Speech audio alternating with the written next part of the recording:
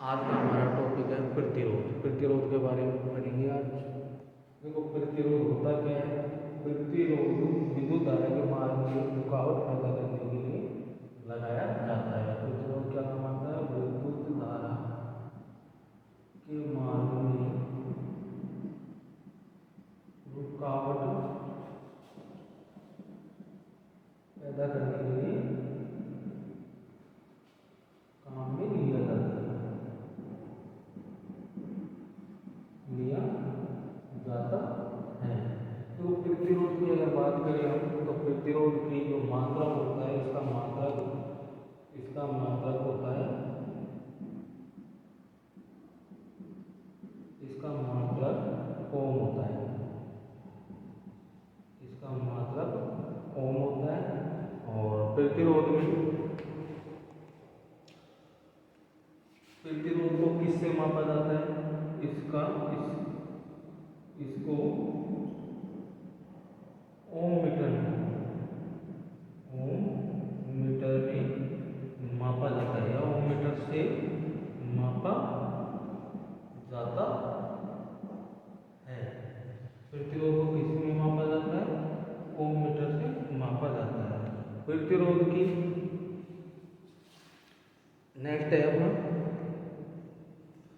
प्रतिरोध को काम प्रकार से मापा जाता है। निम्न प्रतिरोध होता है, एक उच्च प्रतिरोध होता है, एक अति उच्च प्रतिरोध होता है। ठीक है, अगर हम बात करें प्रतिरोध की, तो प्रतिरोध देखो 3 प्रकार के होते हैं। पहला है निम्न प्रतिरोध।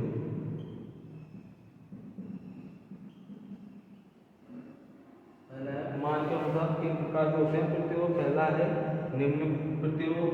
निम्न प्रतिरोध होता है 1 ओम या 1 ओम से कम। 1 ओम या 1 ओम से कम होता है, वो निम्न प्रतिरोध होता है। उदाहरण के तौर पे किसका होता है 1 ओम से कम प्रतिरोध? तो आर्मेचर का। किसका होता है? आर्मेचर का 1 ओम से या 1 ओम या 1 से कम होता है। ठीक है, दूसरा है हमारा, दूसरा प्रतिरोध है मध्यम प्रतिरोध। मध्यम प्रतिरोध होता है, ये होता है 1 ओम से 1 लाख ओम तक। 1 लाख ओम तक होता है। ठीक है, 1 ओम से 1 लाख तक किन किन चीजों का प्रतिरोध होता है? जैसे कि प्रेस, हीटर, लैंप, इनका प्रतिरोध आदि इनका प्रतिरोध 1 ओम से 1 लाख के ओम के बीच के होता है। तीसरा है उच्च प्रतिरोध।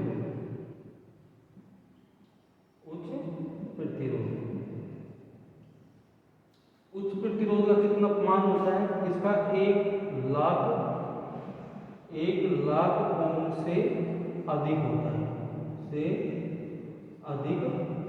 होता है, तो 1 लाख से अधिक ओम का प्रतिरोध किसमें पाया जाता है? ये पाया जाता है इंसुलेशन में। किसमें पाया जाता है? इंसुलेशन में। इंसुलेशन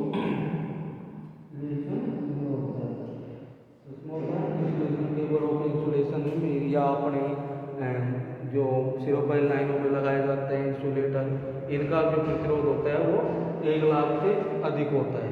ठीक है, इसके बाद में हम बात करें प्रतिरोध में, जैसे कि निम्न प्रतिरोध किससे मापा जाता है और मध्यम प्रतिरोध किससे मापा जाता है, और जैसे इंसुलेशन प्रतिरोध, इसका प्रतिरोध किससे मापा जाता है? मेगर से। उच्च प्रतिरोध किससे मापा जाता है? मेगर से। किससे मापा जाता है? मेगर से। और अपना ये अपने प्रेस का किसमें मापा जाता है? ओम मीटर से। किसमें मापा जाता है? ओम मीटर से मापा जाता है। ठीक है, इसके बाद बात करते हैं अपन प्रतिरोध को प्रभावित करने वाले कारक। प्रतिरोध को प्रभावित करने वाले कारक, तो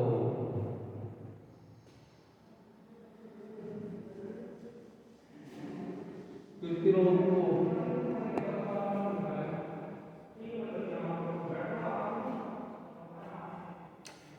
प्रतिरोध को प्रवाहित करने वाले कारक कौन कौन से होते हैं? सबसे पहली बात करते हैं तापमान। प्रतिरोध तापमान पर निर्भर करता है। जैसे कि किसी तापमान बढ़ने से चालक का प्रतिरोध बढ़ता है। प्रतिरोध तापमान से प्रवाहित करता है। जैसे कि प्रतिरोध तापमान बढ़ने से चालक का प्रतिरोध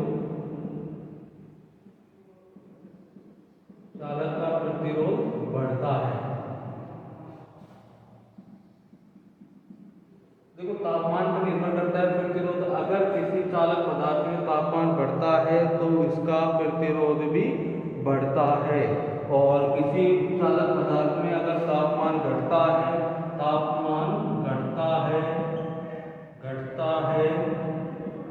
तो प्रतिरोध भी घटेगा। घटता है चालक का।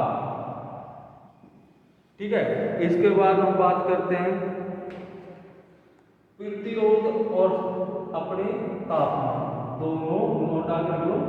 दोनों प्रतिरोध और तापमान दोनों समानुपाती होते हैं। दोनों समानुपाती होते हैं। अगर प्रतिरोध बढ़ेगा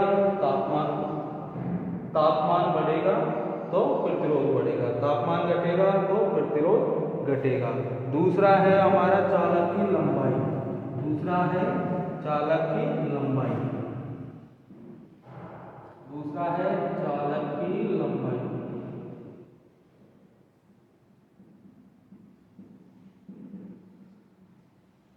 देखो चालक की लंबाई प्रतिरोध के समानुपाती होती है। अगर किसी चालक तार की लंबाई बढ़ा दी जाए तो उसका प्रतिरोध भी बढ़ेगा। ठीक है। तो चालक की लंबाई, ये भी लंबाई प्रतिरोध के समानुपाती होती है।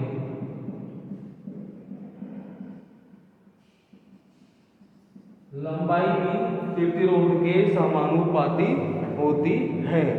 ठीक है। लंबाई प्रतिरोध के समानुपाती होती है। एक बात और है, देखो यदि किसी चालक तार की लंबाई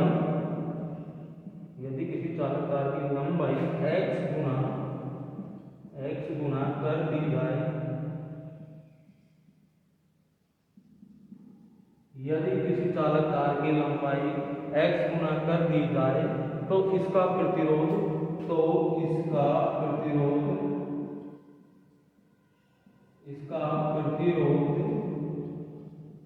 x गुना हो जाएगा। ठीक है। अगर किसी चालक तार की लंबाई को x गुना कर दिया जाए तो इसका प्रतिरोध भी क्या हो जाएगा? x गुना हो जाएगा। उदाहरण के तौर पर अगर किसी तार की लंबाई को हमने किसी तार की लंबाई को 3 गुना कर दिया तो इसका प्रतिरोध भी क्या आ जाएगा? 3 गुना ही होगा। और दूसरा है यदि किसी चालक तार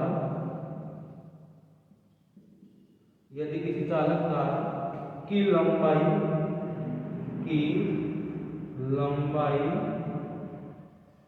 खींचकर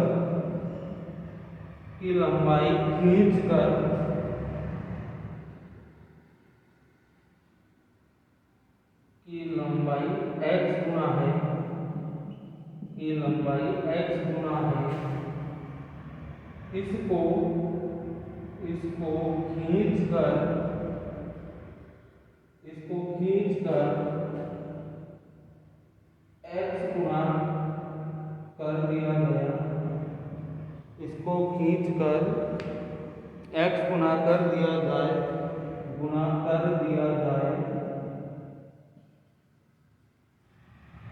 कर दिया जाए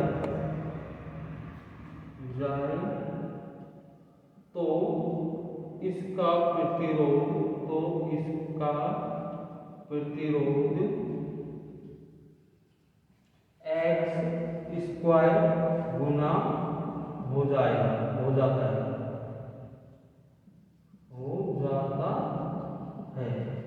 ठीक है, अगर किसी x लंबाई है, जैसे कि 3x है, और इसको खींचकर किसी का चालक प्रतिरोध, किसी चालक की लंबाई खींचकर करते हैं तो इसका प्रतिरोध कितना हो जाएगा, 9 गुना तो हो ही गया अपना, जैसे 3 गुना तो 3 गुना तो हो ही गया।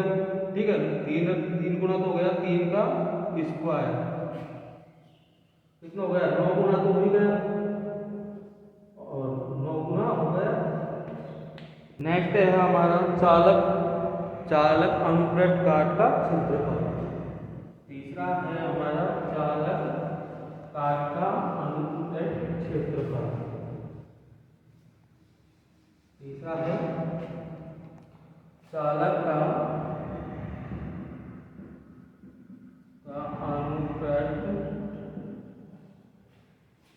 अनुप्रस्थ काट का क्षेत्रफल।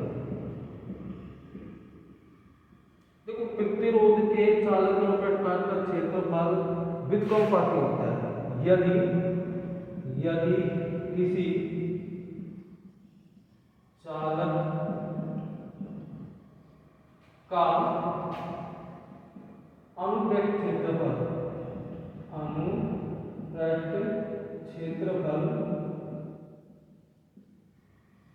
बढ़ता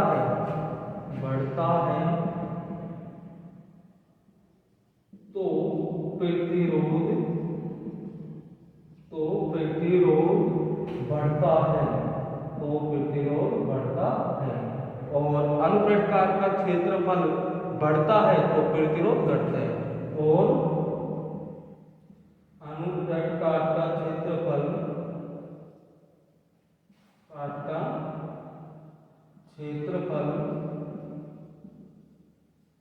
बढ़ता है तो